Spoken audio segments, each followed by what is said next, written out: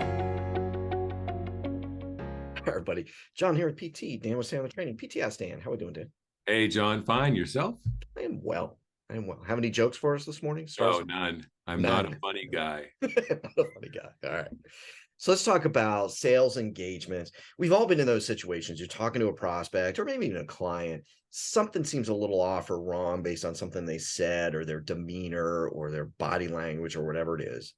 And I've seen a lot of salespeople, because of the uncertainty, if you will, they don't do anything. They kind of push past it, or they just see if it'll come out naturally, but they don't pause and engage and just ask a question around, hey, something seems a little off. Are you okay? Or you made this comment. Can you tell me more? Because I'm not sure I fully understand, and those kinds of things.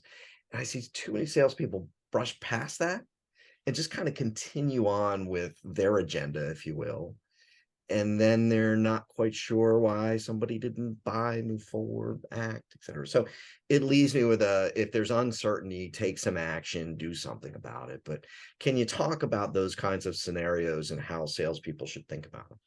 There's a quote I heard a long time ago. If you feel it, say it. There we go. And John, I think you're right. We kind of get this feeling in our gut, but we don't say anything about it. Yeah. So let me ask you, I mean, why do you think most salespeople don't bring up something that they kind of felt in their gut? I think it's two reasons. One, I think it makes them uncomfortable. And two, and it's probably not with as veteran salespeople, but younger salespeople are taught a process. And when something deviates from the process, they struggle with it, and so they frequently just ignore it. Yeah. Yeah, and I agree with that. And it also comes down to equal business stature. If I'm meeting with a prospect Yes. who I feel we are on equal levels, I will say things. I will comment on things. I will pick up on things and then address it. If Yep. I feel like I'm inferior, I don't do that because they're authority. And here's the problem in sales is we look at our prospects as the ones that have the power. After all, they Yep. have the checkbook. Yep. But the reality is we have the power.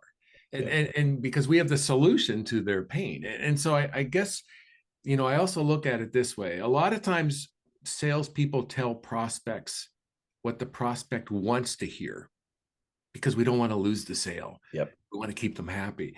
And really what we should be doing is telling the prospect what they need to hear.